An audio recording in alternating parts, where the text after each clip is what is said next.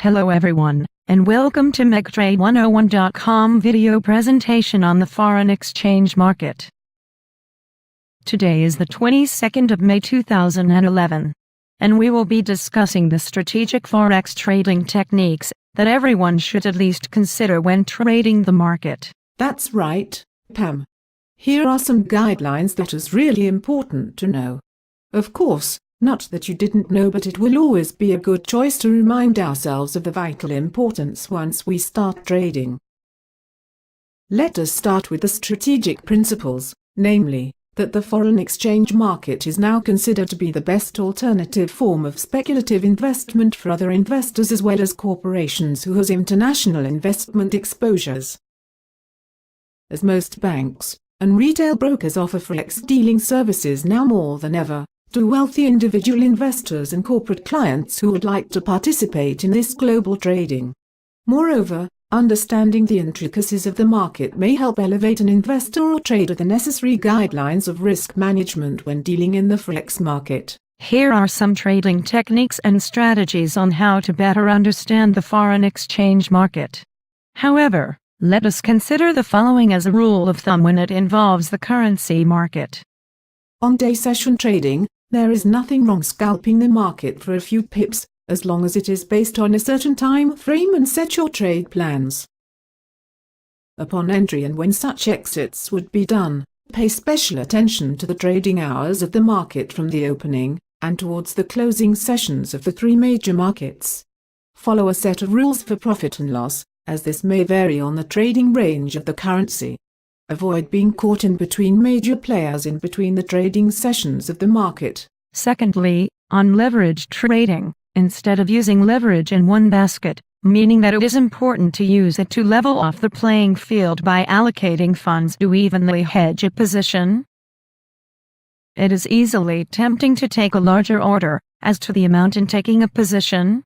Although, if and when prices do go the opposite direction, at least it will have a layer of cushion to absorb a negative effect until such time that it levels off and makes a pre-calculated net profit. And on execution of trade, one of the best ways of trade execution is to have the majority sentiments of two markets like the Asia and European sessions market trend. The opening hours and sessions of these markets may provide a glimpse of how the traders are carefully watching the behavior of the price directions. However, this will help and assist the traders to decide based on their due diligence study of the marketplace. Why the Asian and European trading session? Well, on the three time zones, the volumes increase and decreases in between trading sessions of the market, making prices fluctuate more in a wider trading range. Consider looking at the price behavior and directions from the opening to the closing of each session. This could be a strong basis in execution of orders and comparatively time it with the sessions of each major market. True, very true. Remember that the European market tends to have the higher trading volume thus far, and it is in between the US and Asian markets. These is where almost all major participants converge to meet during these hours that may carry a major market sentiment spill over to other markets, and especially making their highs and lows during these hours. On establishing highs and lows, most strategists and sophisticated traders would always have at least 2 or 3 monitoring price comparison and trading platforms working for them. Of course, some don't have that luxury, but the mere fact that price comparison do vary as to where one trades.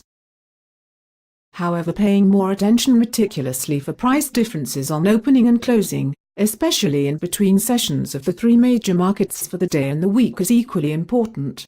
It is just unfortunate that most broker-dealers in retail trading do not have the services to provide the actual dealing done by interbank dealers on the Reuters dealing system for price comparison.